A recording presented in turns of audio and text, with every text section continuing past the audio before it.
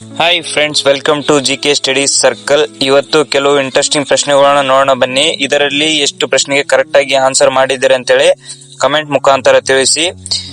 ಹೊಸದಾಗಿ ಚಾನಲ್ಗೆ ವಿಸಿಟ್ ಮಾಡಿದ್ರೆ ಸಬ್ಸ್ಕ್ರೈಬ್, ಶೇರ್, ಲೈಕ್ ಮಾಡಿ ಅಂತ ಹೇಳುತ್ತಾ ಇವತ್ತಿನ ಮೊದಲನೇ ಪ್ರಶ್ನೆ ಯಾವ ರೀತಿ ಇದೆ ಅಂತ ನೋಡೋಣ ಬನ್ನಿ. ಚೀನಾಕ್ಕೆ ಭೇಟಿ ನೀಡಿದ ಮೊದಲ ಯುರೋಪಿಯನ್ನರು ಯಾರು? Option A Marco Polo, option B Robert, option C Columbus, option D AJ. James.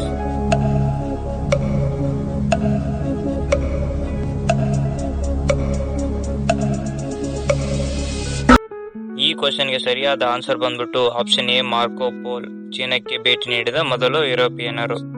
ಅದೇ ರೀತಿಯಾಗಿ ಇವಾಗ ಎರಡನೇ ಪ್ರಶ್ನೆ ಯಾವ ರೀತಿ ಇದೆ ಅಂತ ನೋಡೋಣ ಬನ್ನಿ. ಯಾವ ವರ್ಷಗಳಲ್ಲಿ ಅಮೆರಿಕದ ಆಂತರಿಕ ಯುದ್ಧ ನಡೆಯಿತು? ನಿಮ್ಮ ಮುಂದಿನ ಆಪ್ಷನ್ಗಳು ಹೀಗಿದೆ. ಯಾವ ರೀತಿ ಅಂದರೆ ಆಪ್ಷನ್ ಎ 1881ರಿಂದ 85, ಆಪ್ಷನ್ ಬಿ 1861ರಿಂದ 65, ಆಪ್ಷನ್ ಸಿ 1871ರಿಂದ 75, ಆಪ್ಷನ್ ಡಿ 1891ರಿಂದ 95.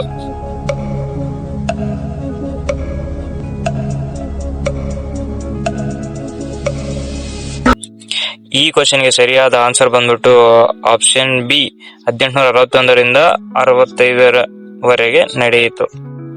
ಅದೇ ರೀತಿಯಾಗಿ ಮೂರನೇ ಪ್ರಶ್ನೆ ಯಾವ ರೀತಿ ಇದೆ ಅಂತ ನೋಡೋಣ ಬನ್ನಿ. ಹಲ್ಲುಗಳ ಆರೋಗ್ಯಕ್ಕೆ ಪ್ರತಿದಿನ ಎಷ್ಟು ಬಾರಿ ಬ್ರಷ್ ಮಾಡಬೇಕು? ಆಪ್ಷನ್ ಎ 1 ಬಾರಿ, ಆಪ್ಷನ್ ಬಿ 2 ಬಾರಿ, ಆಪ್ಷನ್ ಸಿ 3 ಬಾರಿ, ಆಪ್ಷನ್ ಡಿ ವಾರಕ್ಕೊಮ್ಮೆ.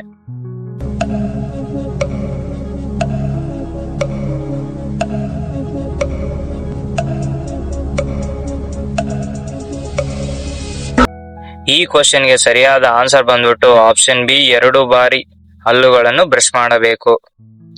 ಅದೇ ರೀತಿಯಾಗಿ ಇವಾಗ ನಾಲ್ಕನೇ ಪ್ರಶ್ನೆ ಯಾವ ರೀತಿ ಇದೆ ಅಂತ ನೋಡೋಣ ಬನ್ನಿ.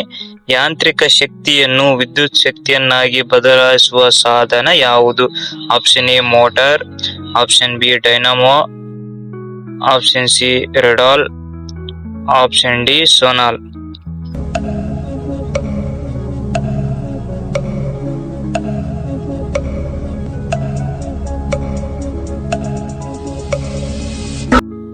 ಈ ಕ್ವಶನ್ಗೆ ಸರಿಯಾದ ಆನ್ಸರ್ ಬಂದ್ಬಿಟ್ಟು ಆಪ್ಷನ್ ಬಿ ಡೈನಮೋ, ಯಾಂತ್ರಿಕ ಶಕ್ತಿಯನ್ನು ವಿದ್ಯುತ್ ಶಕ್ತಿಯನ್ನಾಗಿ ಬದಲಾಯಿಸುವುದು. ಅದೇ ರೀತಿಯಾಗಿ ಐದನೇ ಪ್ರಶ್ನೆ ಯಾವ ರೀತಿ ಇದೆ ಅಂತ ನೋಡೋಣ ಬನ್ನಿ. ದೇಹದ ಮೂಳೆಗಳನ್ನು ಬಲಶಾಲಿಯಾಗಲು ಯಾವ ವಿಟಮಿನ್ ಅತ್ಯಗತ್ಯ? Option A vitamin A, option B vitamin B, option C vitamin C, option D vitamin D.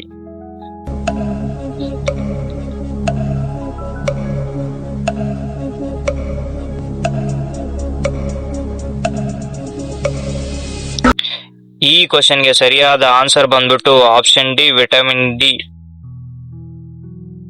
ಅದೇ ರೀತಿಯಾಗಿ ಇವಾಗ ಆರನೇ ಪ್ರಶ್ನೆ ಯಾವ ರೀತಿ ಇದೆ ಅಂತ ನೋಡೋಣ ಬನ್ನಿ. ಪೋಲಿಯೋ ರೋಗವು ಸಾಮಾನ್ಯವಾಗಿ ಯಾವ ಅಂಗದ ದೋಷವಾಗಿರುತ್ತದೆ? ಆಪ್ಷನ್ ಎ ರಕ್ತನಾಳ, ಆಪ್ಷನ್ ಬಿ ಮೂಳೆ, ಆಪ್ಷನ್ ಸಿ ನರ, ಆಪ್ಷನ್ ಡಿ ಯಕೃತ.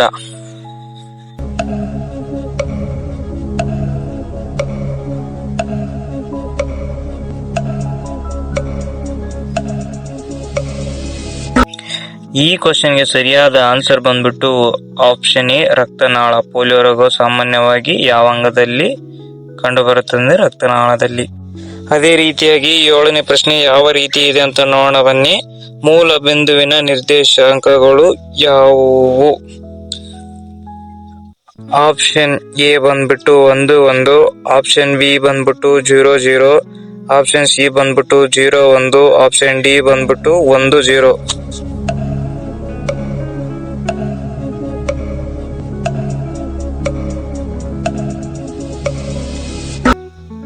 ಈ ಕ್ವಶನ್ಗೆ ಸರಿಯಾದ ಆನ್ಸರ್ ಬಂದ್ಬಿಟ್ಟು ಆಪ್ಷನ್ ಬಿ 0 0.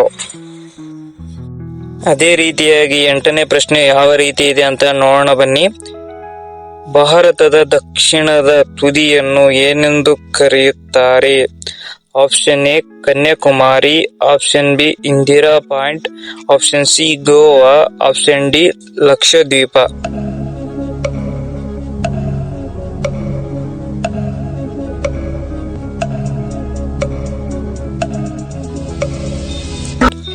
ಈ ಕ್ವಶನ್ಗೆ ಸರಿಯಾದ ಆನ್ಸರ್ ಬಂದ್ಬಿಟ್ಟು ಇಂದಿರಾ ಪಾಯಿಂಟ್. ಭಾರತದ ದಕ್ಷಿಣ ತುದಿ ಏನೆಂದು ಕರೀತಾರೆ ಅಂದ್ರೆ ಇಂದಿರಾ ಪಾಯಿಂಟ್. ಅದೇ ರೀತಿಯಾಗಿ ಇವಾಗ 9ನೇ ಪ್ರಶ್ನೆ ಯಾವ ರೀತಿ ಇದೆ ಅಂತ ನೋಡೋಣ ಬನ್ನಿ. ಸೂರ್ಯನ ನಾಡು ಎಂದು ಯಾವ ರಾಜ್ಯವನ್ನು ಕರೆಯುತ್ತಾರೆ? Option A Karnataka, option B Arunachal Pradesh, option C Kerala, option D Gujarat.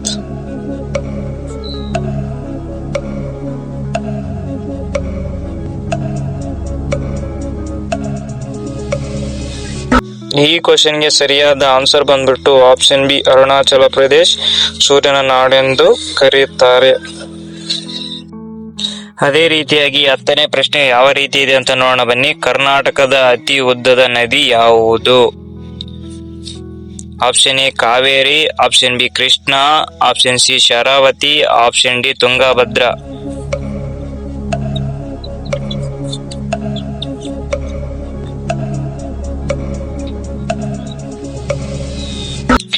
ಈ ಪ್ರಶ್ನೆಗೆ ಸರಿಯಾದ ಆನ್ಸರ್ ಅನ್ನು ನೀವೇ ಕಮೆಂಟ್ ಮುಖಾಂತರ ತಿಳಿಸಿ.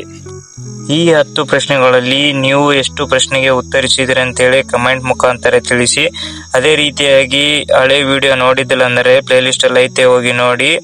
ಹಳೆ ವಿಡಿಯೋ ಏನಪ್ಪಾ ಅಂದರೆ ವಿಟಮಿನ್ ಡಿ ಪ್ರಮುಖ ನೈಸರ್ಗಿಕ ಮೂಲ ಯಾವುದಂತ ಹೇಳಿದ್ದೀನಿ. ವಿಡಿಯೋ ನೋಡಿದ್ರೆ ಪ್ಲೇಲಿಸ್ಟ್ ಅಲ್ಲಿ ಐತೆ, ಹೋಗಿ ನೋಡಿ.